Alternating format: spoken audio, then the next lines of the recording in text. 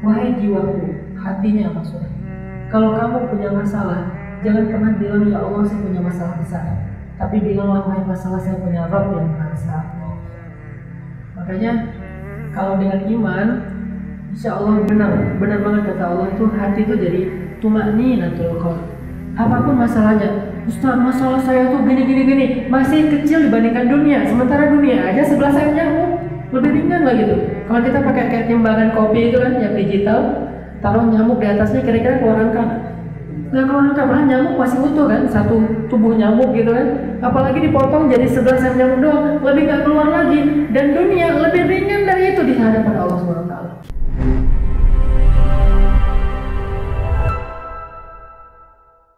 Hidup kita tuh kalau misalnya hati ini diserahin ke Allah, itu tenang banget loh. Kalau hidup kita, hati kita pegang sendiri, itu ribet. Dikit-dikit dia baper, dikit-dikit dia lelah, dikit-dikit dia kayak putus asa. Tapi kalau diserahin ke Allah, apa sih nggak mungkin kepada di sisi Allah? Semuanya mungkin. Wa huwa ala kulli syai'in qadir. Dia bisa apa aja, kalau bahasa terjemah gampang ya. Dia bisa apa aja.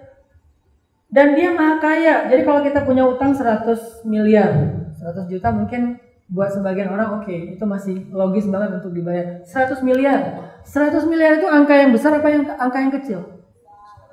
Tergantung ditaruh di mana. Kalau ditaruh di depan kita, 100 miliar itu gede loh.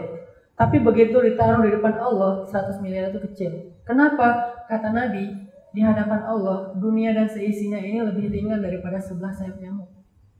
Dunia dan seisinya nih, udah ada emas, apalagi udah ada minyak, semua kekayaan alam dunia ini kalau ditaruh di depan Allah, itu harganya lebih ringan, lebih murah daripada 11 sayap nyamuk. Bahasa kitanya apa? Receh lah itu mah.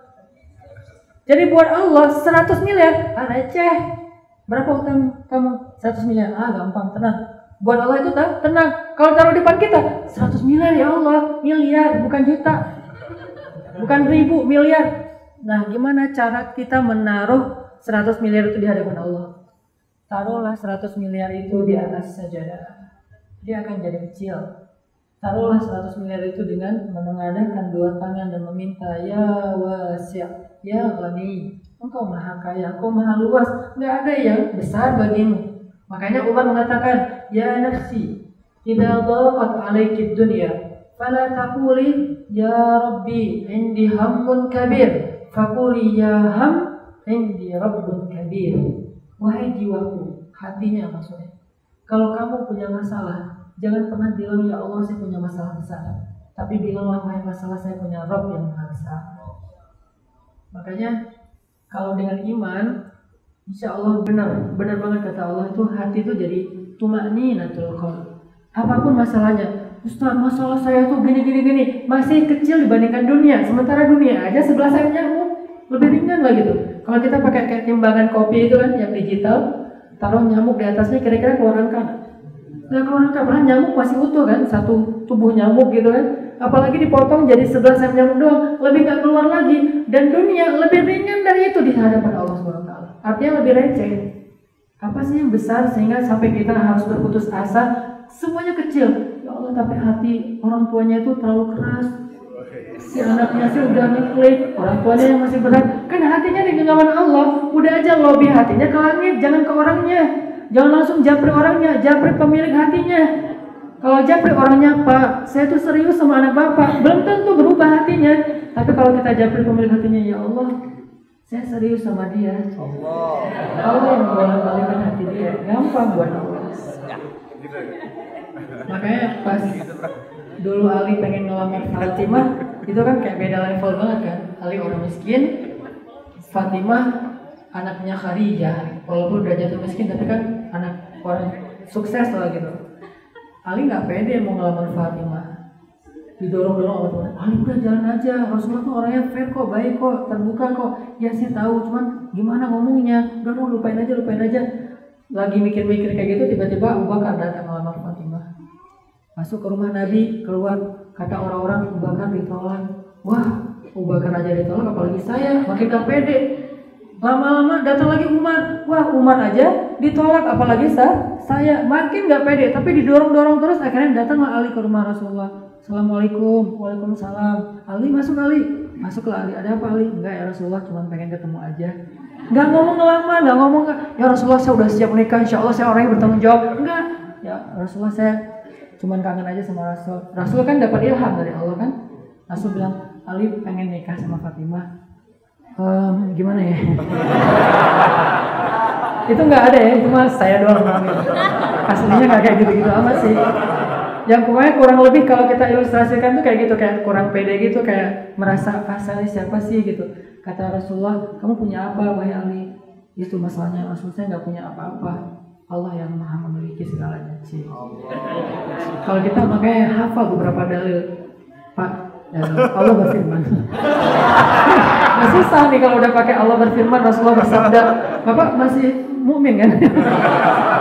Jadi akhirnya Nabi bilang, kamu punya apa di rumah? Gak punya apa-apa. Coba kamu ingat lagi. Oh, nggak ada apa-apa ya Rasulullah yang berharga. Ya udah, Nabi ngasih hadiah zirah beliau, baju besi beliau. Ini hadiah buat kamu, berikan sebagai mahar untuk Fatimah. Kalau Allah udah membolak-balikan hati, nggak butuh modal, nggak butuh tampang, nggak butuh eksistensi followers berapa juta. Nggak itu yang paling penting, hatinya tuh. Kita cukup satu aja yang nge-like kita, Allah udah beres. Daripada yang nge-like itu banyak, tapi Allahnya unfollow, ini bahaya. Allah unfollow apa? Allah meninggalkan. Bara'atun minallah, itu bahaya banget kan. Allah unfollow itu surat At-Taubah ayat 1 tuh. Bara'atun minallah, Allah udah nggak mau peduli lagi dengan kamu. Itu tuh paling bahaya. Jangan sampai bikin Allah kecewa. Udah gitu Allah baro'ah. Kalau udah baro'ah, istidraj. Kita kayak ngerasa hidup kita nggak ada masalah, padahal itu awal dari kehancuran. Na'udzubillah min dzalik. Makanya coba kita belajar iman. Iman ini modal banget. Orang kalau punya iman gak punya dunia, itu lebih dari cukup. Punya dunia tapi kehilangan iman, itu dia kayak gak punya apa-apa. Sehingga ulama mengatakan, siapa yang mendapatkan Allah, dia mendapatkan segalanya. Siapa yang kehilangan Allah, dia kehilangan segalanya. Allah yang paling utama. Belajar di sini tempatnya, bukan di lisan. Ada seorang sahabat dulu di zaman Nabi, gak terkenal sampai gak disebutin namanya. Jadi kalau kita baca sirah gak ada namanya, itu berarti orang gak terkenal. Kenapa kok dikisahkan? Biar kita punya contoh. Kadang kalau yang dikisahin itu Abu Bakar, Umar, kita akan bilang, mereka emang orang keren-keren banget kan. Ini ada yang gak dikenal namanya. Dia tuh kehilangan putranya diculik di perjalanan sama musuhnya, terus dimintain tebusan 100 ekor domba. 100 ekor domba. Kalau nggak ditebus besok, maka anaknya akan dibunuh. Bingung nih, karena orang tuanya miskin, nyari ke tetangga, nggak kumpul 100 ekor, paling juga beberapa ekor, itu juga ngutang gitu. Terus naik ke sahabat-sahabat, nggak ada yang bisa bantu, datanglah ke Rasulullah. Kata dia, ya Rasulullah, saya lagi ada masalah. Apa masalahnya? Anak saya ditawan, dirampok di tengah jalan, dan dimintai tebusan 100 ekor domba. Saya nggak punya apa-apa ya Rasul. Apa yang dikatakan Nabi? Maaf, saya nggak bisa bantu, tapi saya bisa ngasih kamu sesuatu yang mudah-mudahan dengan ini kamu akan dibantu oleh Allah. Apa ya Rasulullah? Ucapkanlah la ilaha wala quwwata illa billah. Nabi nggak bisa bantu, tetangga nggak bisa bantu, Utsman bin Affan nggak bisa bantu, Abdurrahman bin Auf nggak bisa bantu, yang kaya-kaya. Ketika makhluk nggak bisa bantu, bukan berarti masalah kita itu nggak ada solusinya. Masih ada zat yang ala kulli syai'in qadir, wa huwa ma'akum aina ma kuntum, la tahzan innallaha ma'ana, hasbunallah wa ni'mal wakil. Ucapkanlah haula wala quwwata illa billah. Dia ini orangnya yakin sama Allah, makanya Allah kasih keajaiban. Bukan ya Rasulullah itu kan zikir, gak apa-apa saya ucapin sih, cuman kayak kalau dombanya dari mana ya Rasulullah? Nggak gitu, dia nggak pakai pengecualian. Apa yang dikasih Nabi, sami'na wa ata'na, tanpa ada tapi. Pulanglah, dia ngomong ke istrinya nanya, udah dapat dari Rasulullah solusi? Udah, alhamdulillah luar biasa nih, insya Allah berhasil. Ini zon, berbaik sangka kepada Allah. Apa yang dikatakan Rasulullah? Kita disuruh dawamkan la haula wala quwwata illa billah. Ya udah, ayo. Istrinya juga solehah. Ini suami istri cepat dapat pertolongan Allah karena dua-duanya mukmin. Ulaika humul mu'minun haqqan. Imannya itu hak, benar banget. Akhirnya la haula wala quwwata illa billah. Yuk ikhtiar lagi ke tetangga. Sambil ikhtiar, sambil la haula. Sambil nyari-nyari, sambil la haula. Sampai malam enggak ketemu domba dan lisannya terus basah dengan la haula wala quwwata illa billah. Tertidurlah mereka malam. Tiba-tiba ada yang ketok pintu. Assalamualaikum. Suara anaknya. Dibukain pintu. Hah, ternyata anaknya udah pulang. Dan di belakang anaknya ada 100 ekor domba. Ditanya, gimana ceritanya? Dan ini cerita kisah nyata juga. Dia cerita, malam ini ketika saya diikat, pengawal-pengawal menjaga saya, tiba-tiba datang angin yang sangat dingin, sehingga semua pengawal tiba-tiba tertidur pulas. Lalu saya membuka ikatan saya sampai bisa lepas, dan melihat mereka tertidur pulas. Saya melihat beberapa ekor domba, saya bawa pulang. Kebayang gak sih gimana pulasnya tidur sampai domba 100 aja gak membuat mereka bangun ya? Domba kan berisik banget kan? Apalagi 100, satu aja udah bikin orang bangun. Apalagi 100, gak mungkin domba digiring 100 ekor, itu gak ada suaranya. Gak mungkin kan sesama domba.